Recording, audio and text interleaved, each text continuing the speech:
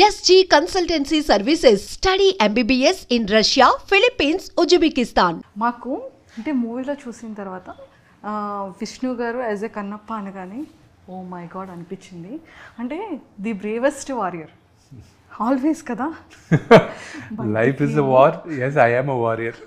బయటికి ఏమో ఎంత డిసిప్లైన్గా అంటే ఎంత క్యూట్గా ఒక లవర్ బాయ్లా ఒక స్మైల్తో అలా కనిపిస్తారు. కానీ ఒక్కొక్కసారి మాకు ఆ వారియర్ అనేది అన్ఎక్స్పెక్టెడ్గా కనిపిస్తూ ఉంటుంది. అది ప్రతి ఒక్కరిలో ఉంటుంది కదండి. అది ఆ సిచ్యువేషన్ తగ్గట్టు వస్తుందేమో. Yes sir.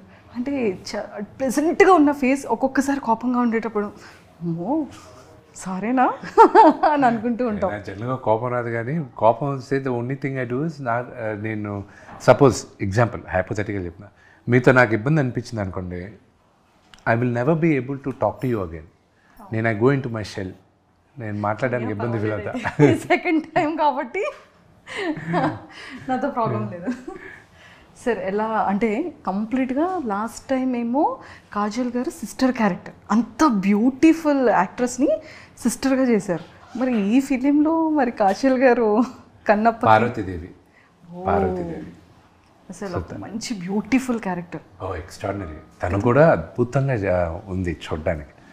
నాకు ఎడిటింగ్ రూమ్లో కూడా చూసినప్పుడు కూడా నేను మెసేజ్లు పెట్టేవాడిని, థ్యాంక్ యూ సో మచ్ నువ్వు ఈ క్యారెక్టర్ యాక్సెప్ట్ చేసిన దానికి. పార్వతీదేవిలాగా నాకు నేను అనుకున్న పార్వతీదేవిలాగా ఉన్నాను అది నేను చెప్పాను. సార్ మీరు ఎలా డిజైన్ చేసుకున్నారు? అంటే లైక్ స్టోరీ మీకు నరేట్ చేసి. నాకు శివుడు పార్వతి వరకు ఎలాగనుకున్నానంటే, మా అమ్మ నాన్న నేను చిన్నప్పుడు వాళ్ళు 30s ఉన్నారు. వాళ్ళు అలా చిలిపిగా మాట్లాడుకొని ఎలా వాళ్ళు బ్యాంటర్ చేసుకుంటూ వాళ్ళిద్దరి మధ్యన కాన్వర్జేషన్ ఎలా ఉందో అలాగే ఉండాలి శివుడు పార్వతీల మధ్యన అనేది నేను అనుకున్నాను. ఎందుకంటే ప్రపంచంలో ఉన్న one of the greatest love story శివుడు పార్వతిది. ఓకే, సో ఆ స్టోరీ అలాగా నేను వాళ్ళ క్యారెక్టర్స్ అలా అనుకుని అలా డిజైన్ చేశాను అనమాట. Excellent. And Mohan Lal sir అసలు యాక్టింగ్ చించేస్తారు. అతనికి అటు సైడ్ ఎంత ఫ్యాన్ బేస్ ఉందో మన తెలుగులో కూడా అంత ఫ్యాన్ బేస్ ఉంది. సో అంటే లైక్ వర్కింగ్ చేసేటప్పుడు కానీ లైక్ ఒక యాక్టర్ వ్యక్తిగా కూడా మహానుభావుడు. ఆయన ఈజ్ ఎ గ్రేట్ మ్యాన్. నాకు బాగా ఇష్టం. నేను ఒక వ్యక్తిగా కూడా నేను చాలా నేర్చుకున్నాను ఆయన దగ్గర. ఆయన యాటిట్యూడ్ అనేది గొప్ప యాటిట్యూడ్ అయింది. I really loved his attitude. Yes sir. And Prabhas గారు ప్రమోషన్స్ స్టార్ట్ చేసేసారు. మరి ఎప్పుడు ఏమైనా ప్రభాస్ గారితో ప్రమోషన్స్ ఈవెంట్స్కి ఏమైనా ఛాన్స్ ఉందా? చూడొచ్చా మేము? ఉండొచ్చేమో, not sure. I have to ask him. Okay so అంటే అంత బిజీగా ఉంటారు. అంటే ప్రతి ఒక్క యాక్టర్ వాళ్ళకి షూటింగ్ అప్పుడు నాకు ఎవరిది ప్రాబ్లం అవ్వలే. అందరు డేట్లు దొరికే, అన్నీ ప్రమోషన్స్కి అందరు డేట్లు దొరికేది బాగా ఇబ్బందిగా ఉంది నాకు. అందరినీ మళ్ళీ తీసుకొచ్చి మళ్ళీ ఇచ్చేయడానికి ఇట్ ఈస్ హర్క్యులియన్ టాస్క్. నాకు ఏదన్నా బాగా టఫ్గా అనిపిస్తుంది ఇప్పుడు ఏంటంటే this is the thing, promotions.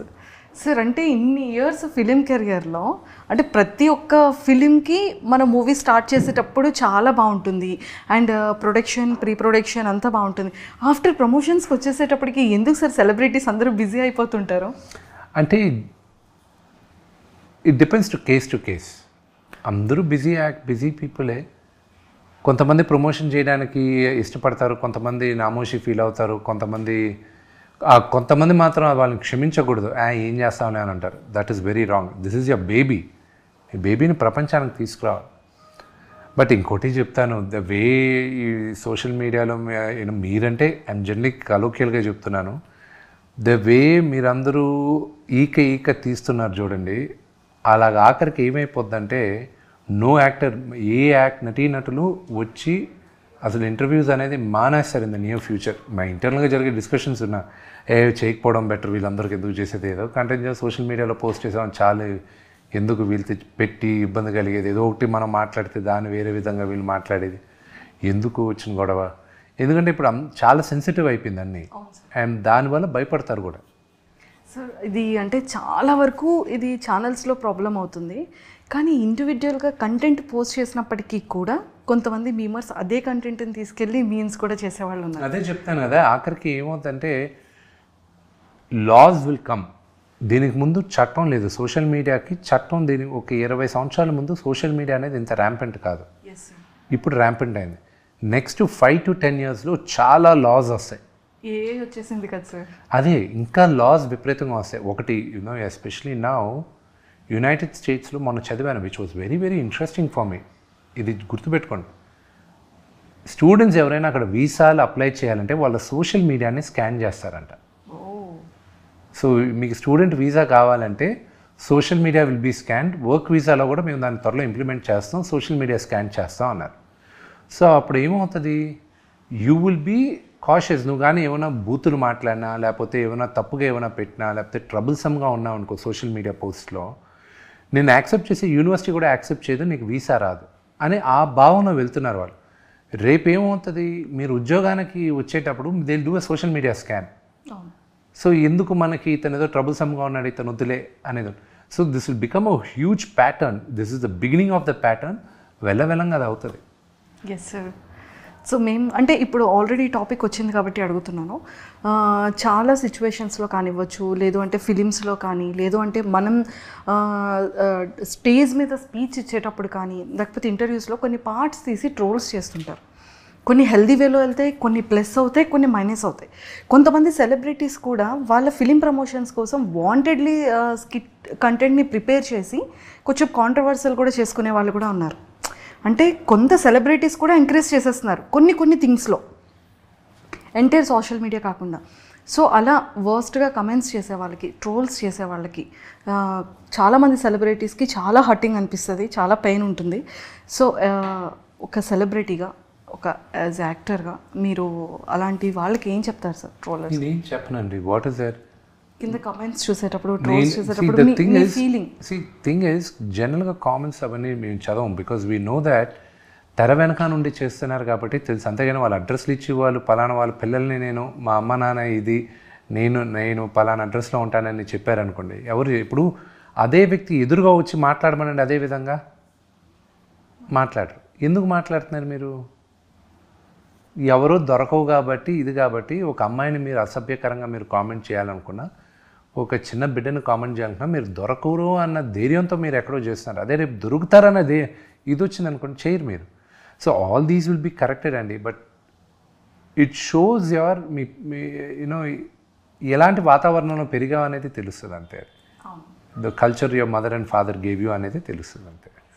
Good answer sir. And Kannappa కంప్లీట్గా ఒక శివుడి యొక్క డివోటీ, థర్డ్ ఐ అంటే ఎంత పవర్ఫుల్ ఉంటుందో. భక్తుడు కూడా శివయ్యకి అంత ప్రియమైన భక్తుడు.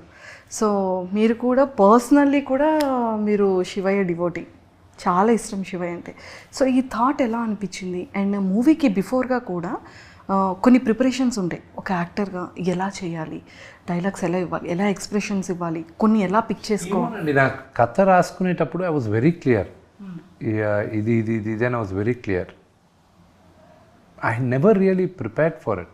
It just came to me naturally. ఎందుకంటే కథ రాసేటప్పుడు ప్రాబబ్లీ మెంటల్గా అది ప్రిపేర్ అయిపోతూ ఉన్నానేమో. Maybe I think that would have happen. దీనికోసం స్పెసిఫిక్గా లేదు. నాకు భక్తుడైన తర్వాత ఎలాగ ఉండాలనేది నాకు ఈజీగా తెలిసింది. కానీ అంటే I knew what I was going to do. భక్తుడు కాక ముందు క్యారెక్టర్ ఎలా చేయాలనేది మాత్రం నాకు డైలమాలో ఉన్నప్పుడు మా డైరెక్టర్ కొంచెం అందించాడు. అండ్ ఆయనకి థ్యాంక్స్ చెప్పాలి. He made it easy for me. Super. And sir, శివుడు జర్నీలో స్టోరీ మీరు రాసుకునేటప్పుడు కానీ, షూటింగ్లో కానీ, ఫినిషింగ్ తర్వాత యాజ్ ఎ శివ డివోటీగా కొన్ని మిరాకిల్స్ జరుగుతూ ఉంటాయి. అలా మీకు పర్సనల్గా ఏమైనా మిరాకిల్స్ అనిపించిందా? చాలా మిరాకిల్స్ అండి. అసలు ఈ సినిమా ఇంతమంది పెద్ద పెద్ద నటీనటులతో చేసేదే ఒక పెద్ద మిరాకిల్. నాకు ఇదంతా శివలీలాగే అనిపిస్తుంది అంతే. It is nothing more than that.